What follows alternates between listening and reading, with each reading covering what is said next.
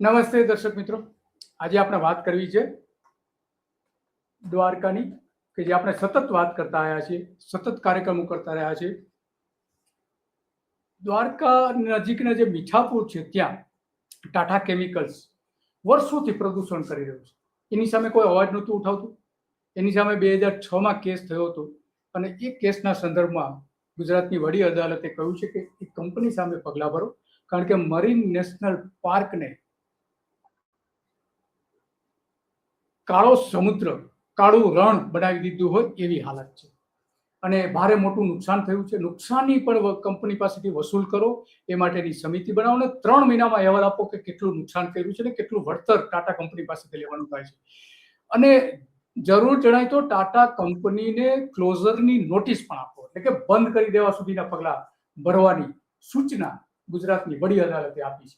તો આ બધી જ આપણે વાત કરવી છે અને એ વાત એટલા માટે કરવી જરૂરી છે કે આની સામે 2012થી લડી રહેલા દેવરામભાઈ, કે જે કંપની સામે લડી રહ્યા છે કોઈ પણ જાતના દબાણમાં આવ્યા વગર. રાજકીય નેતાઓ તો મૌન છે, પૂનમ માડમથી લઈને ત્યાંના જે ધારાસભ્યો જે છે, પબુભા માણેક, એ બધા જ ધારાસભ્યોથી લઈને તાલુકા પંચાયત સ્થાનિક કક્ષાએ હજુ કંઈક એની સામે અવાજ ઉઠાવવામાં આવે છે. તો દેવરામ વાળા શું કહી રહ્યા છે કે જે 2012થી લડી રહ્યા છે, કારણ કે આ જે જજમેન્ટ આવ્યું છે એ મરીન નેશનલ પાર્ક ઉપરનું છે, પરંતુ આસપાસના જે 25 જેટલા ગામડાઓ છે એ લોકોની આરોગ્યની જબરજસ્ત નુકસાન થયું છે, ખેતીની જમીનને નુકસાન થયું છે. એ અંગે બહુ કંઈ હાઈકોર્ટે એટલું બધું નથી કહ્યું, કારણ કે કેસ જુદો છે એટલા માટે. તો આમાં કેસમાં ખરેખર શું થવું જોઈએ ગામના લોકો માટે, 25 જેટલા ગામડાઓ છે, તો એ ગામડાઓ માટે શું થવું જોઈએ આપણે દેવરામભાઈ પાસેથી જાણીશું કે હાઈકોર્ટ પણ આ જે ગામડાઓની વેદના છે એ સાંભળે અને એમને પાર્ટી બનાવે. તો દેવરામભાઈ સાથે આપણે સીધી વાત કરીએ. દેવરામભાઈ, તમારું સ્વાગત છે તો ગુજરાત રિપોર્ટમાં. નમસ્તે સાહેબ. તો આ ગુજરાત હાઈકોર્ટનો જે ચુકાદો તો આવ્યો છે અને કહ્યું છે કે સરકારને કહ્યું છે, જીપીસીબીને કહ્યું છે કે પગલાં ભરો, પણ એમાં મોટાભાગનું મરીન નેશનલ પાર્ક અંગેનું છે. તો ગ્રામ્ય વિસ્તારો માટે શું કરવું જોઈએ, ત્યાંના ગામડાઓ માટે શું કરવું જોઈએ, તમને એમાં પાર્ટી બનાવવા જોઈએ, ન બનાવવા જોઈએ, શું તમે સજેસ્ટ શું કરશો? તમારી પોતાની લાગણી શું છે જે હાઈકોર્ટ સુધી પહોંચે? મારી લાગણી જે અટાણે દરિયા કેમિકલ વાળું બહુ ઉપાડ્યું સારું છે, પણ આજે સિમેન્ટ પ્લાન દેવપરા ગામની અંદરમાં બાજુમાં સિમેન્ટ પ્લાન ની આજુબાજુની જમીન બગડી ગઈ. આજુબાજુના જે આજ માણસો છે એ ખાઈ નથી શકતા, સિમેન્ટ પ્લાન ઉડે છે. પણ આજે અમને પોતાને કોઈ બી ના છપરા, કોઈ બી ના મકાન ઉપર તમે જુઓ તો કેમિકલ કેરકું કેમિકલ. પછી બીજા નંબરમાં 24 થી 25 ખેતરો જમીનમાં કેમિકલ, ઓલું મીઠાના ગેરા તૂટી જતા હોય તો એનું કેમિકલ વાળું પાણી આખું ફરી જતું હોય. હવે એમાં પાક નથી લઈ શકતા દિલીપભાઈ. આટલી ખેડૂતોની જમીન બગડી ગઈ છે, 1000 એકર. તો કલેક્ટર છે, જીપીસીપી છે, આજે એને જો કામગીરી સોંપીએ તો આની તપાસ કરે. આજે એના ભેગું છે, આને કેમ સાચા રિપોર્ટ નથી આપતા? આજે એને રિપોર્ટ આના બેના ભેગા આજ ખેડૂતોની છે, આજ ગામ આજુબાજુમાં જે સિમેન્ટ પ્લાન ની બાજુમાં રહીએ છે અટણે ઓછામાં ઓછા 5-6 હજાર ની વસ્તી તો ખાલી દેવપરામાં છે. પણ જીપીસીપી વાળા અનેક વખત રિપોર્ટ આપ્યા, અનેક વખત નોટિસો આપી. આપણા કને 82 નોટિસો ટાટા કંપનીને આપી, લાઇટ પાણી કાપી નાખવાનો ઓર્ડર કર્યા. પછી હમણાં તાજો આપ્યો, પાછો કાલે એને તપાસ સોંપવાની છે કલેક્ટર ને, જીપીસીપી ને.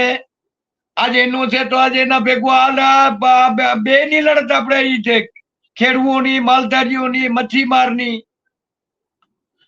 તો આજ કલેક્ટર સાહેબ ને આપણે વિનંતી કરીએ, જીપીસીપી ના સાહેબોને, અધિકારીઓને, ભાઈ આનો તમે તપાસ કરો, થડ ઉપર આવી અને આના રિપોર્ટ સાચા આપો હાઈકોર્ટ ની અંદરમાં.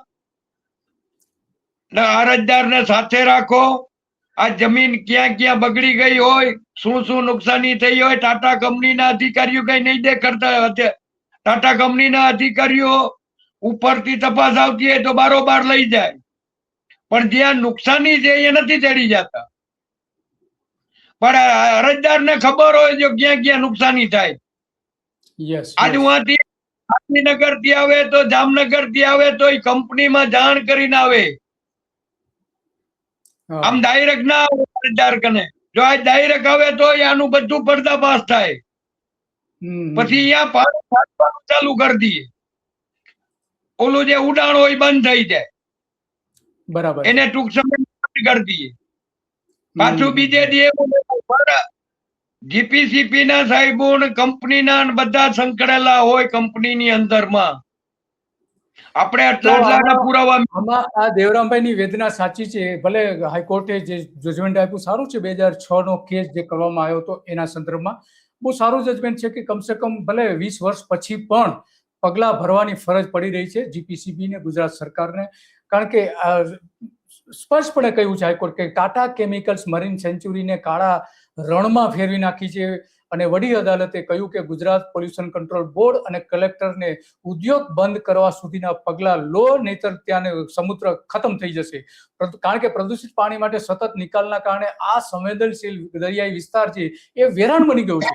અમે વારંવાર કહેતા આવ્યા છે, ધ ગુજરાત રિપોર્ટે વારંવાર આના અંગેના રિપોર્ટ આપ્યા છે. અત્યાર સુધીમાં ઓછામાં ઓછા 22 જેટલા અહેવાલો આપ્યા છે. એમાં દેવરામભાઈ ઘણા બધામાં જોડાયા છે. સ્થળ ઉપર જઈને પણ અમે તપાસ કરી, ત્યાંના વિડીયો શૂટ કર્યા. અમારા મયુરભાઈ અને બીજા સાથે આખી ટીમ સાથે ત્યાં એના વિડીયો શૂટ કરીને ઓછામાં ઓછા 8 થી 10 કાર્યક્રમો એ અંગેના કરવામાં આવ્યા હતા. સ્થળ ઉપર જઈને પણ માત્ર અમે ઓનલાઈન માત્ર કર્યું છે એવું નથી, સ્થળ ઉપર ગઈને પણ કર્યું છે અને બધા જ અહેવાલો એક પછી એક બહાર પાડ્યા છે.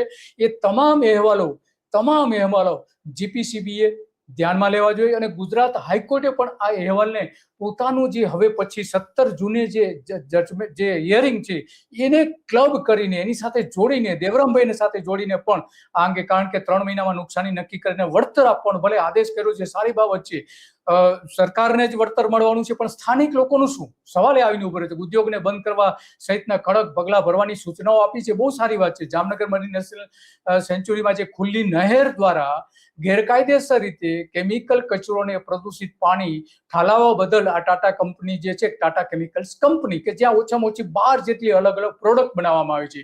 અને આના માટે જો સૌથી કોઈ જવાબદાર હોય વન વિભાગ છે, જામનગર જે કલેક્ટર છે અને દ્વારકાના કલેક્ટર અને ઓથોરિટી આ બધા છે. ખાસ કરીને મરીન નેશનલ પાર્ક સેન્ચ્યુરી જે આપણે કહીએ છીએ એના જવાબદાર અધિકારીઓ આના માટે સૌથી વધારે આપણે ગણી શકીએ છીએ.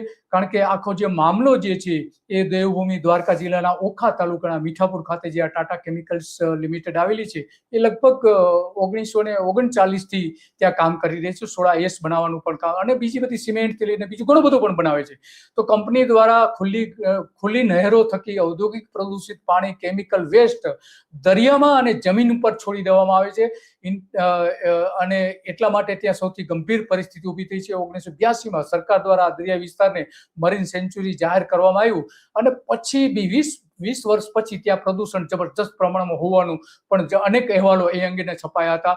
તો આ જે બધી બાબતો જે છે એ અત્યંત ગંભીર બાબત છે. અને એટલા માટે ઇન્સ્ટિટ્યૂટ ઓફ ઓશનોગ્રાફી દ્વારા ભલે એની સહમતિથી ટાટા કંપની ત્યાં પાણી છોડવામાં આવતું હોય અને એને હાઈકોર્ટમાં કહ્યું છે અને લગભગ અત્યારે 3.75 કિલોમીટરની ડાયવર્ટ કરવા માટેની લાઈન જે છે એ નાખી છે, ખુલ્લી ચેનલ બંધ કરી છે, એવો દાવો એમણે હાઈકોર્ટમાં કર્યો છે. પણ અત્યારે પણ જે લાઈન નાખી છે એ પણ લીકેજ પણ ત્યાં થઈ રહી છે.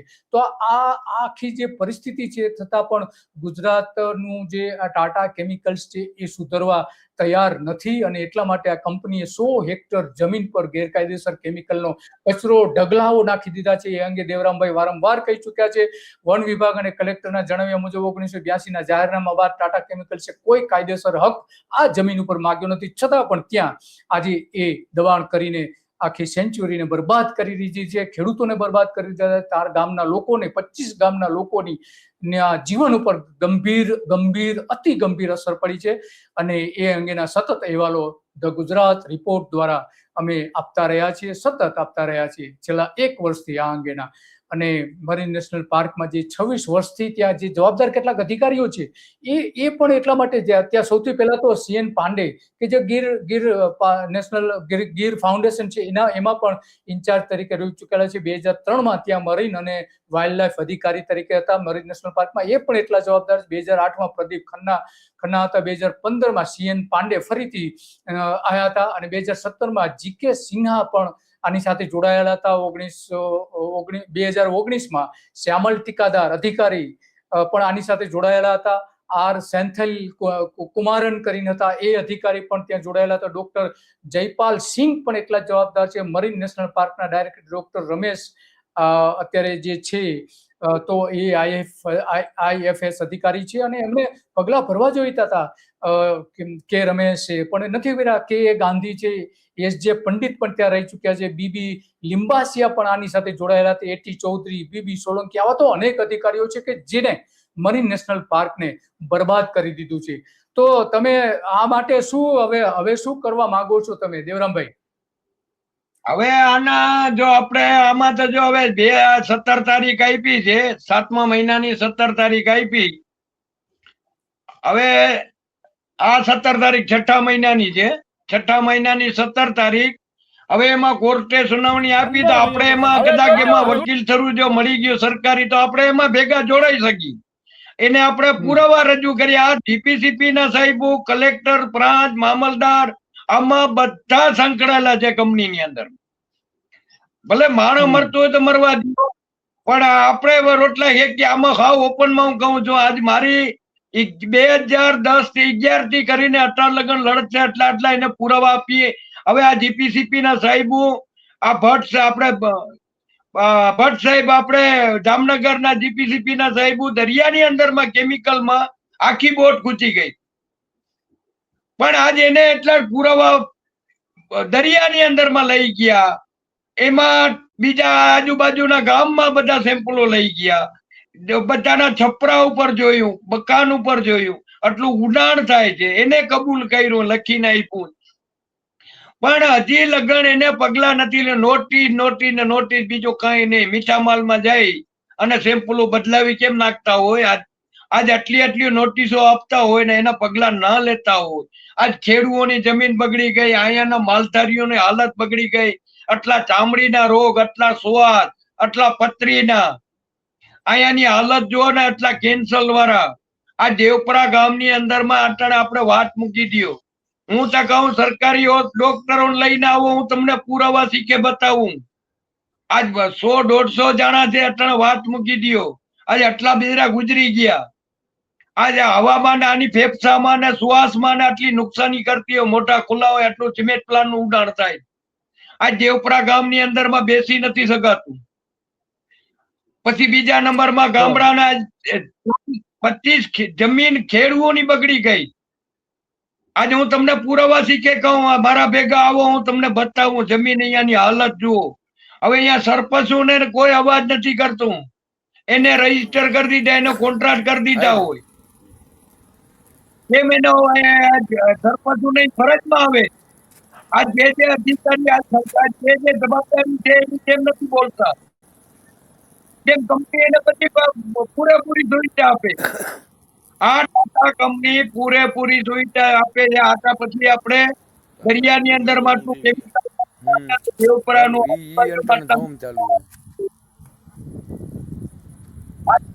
આટલા પુરાવા લઈ જાય છે.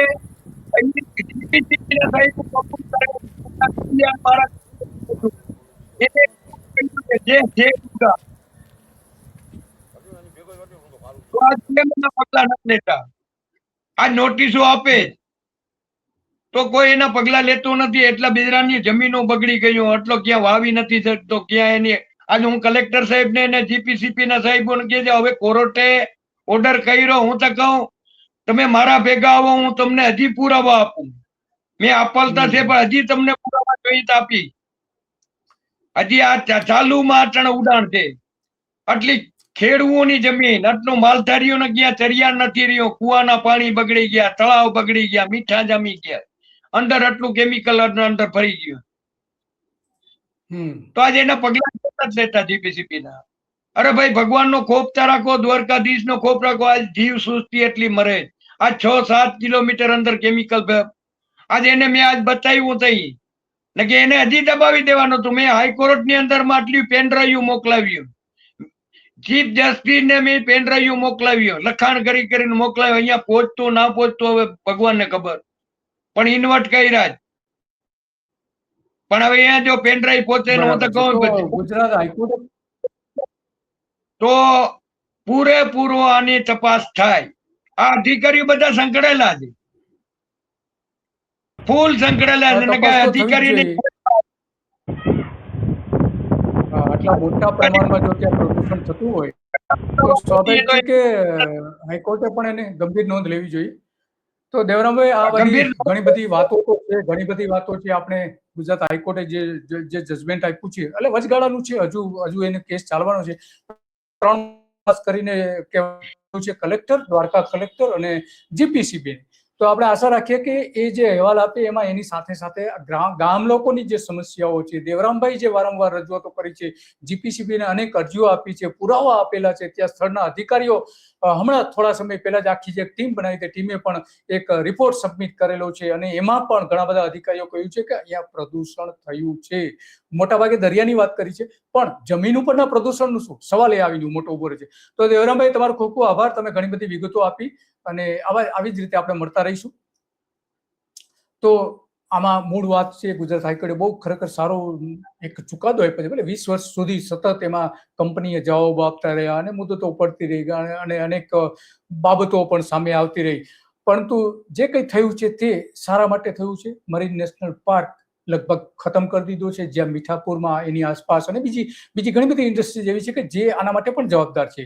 તો માત્ર મીઠાપુરની ટાટા કેમિકલ્સ જ નહીં, બીજી કંપનીઓ જે છે ત્યાં આવેલી છે, એ કંપનીઓએ ત્યાં પ્રદૂષણને શું અસર કરી છે, છેક મોરબી સુધી, મોરબી, જામનગરથી લઈને ખંભાળિયાથી લઈને છેક દ્વારકા સુધી જેટલી કંપનીઓ આવતી એ તમામના વિસ્તારોની તપાસ કરવી જોઈએ અને મરીન નેશનલ પાર્કની ખરેખર શું પરિસ્થિતિ છે એક સર્વગાહી રિપોર્ટ વન વિભાગે, મરીન નેશનલ પાર્કે તાત્કાલિક બનાવવો જોઈએ અને અધિકારીઓએ આમાં ખાસ ધ્યાન રાખે તો એ બચી શકે એમ છે. બાકી આપણી સમુદ્રની સૃષ્ટિ તો નાશ પામશે, સાથે સાથે માનવ જીવન પણ જોખમમાં મૂકવામાં આવી રહ્યું છે. બસ આજે આટલું, અને આવી જ બાબતો ઉપર આપણે ચર્ચા કરતા રહીશું અને જે કંઈ સત્તાવાળાઓ ખોટું કરતા હશે એ બતાવતા રહીશું.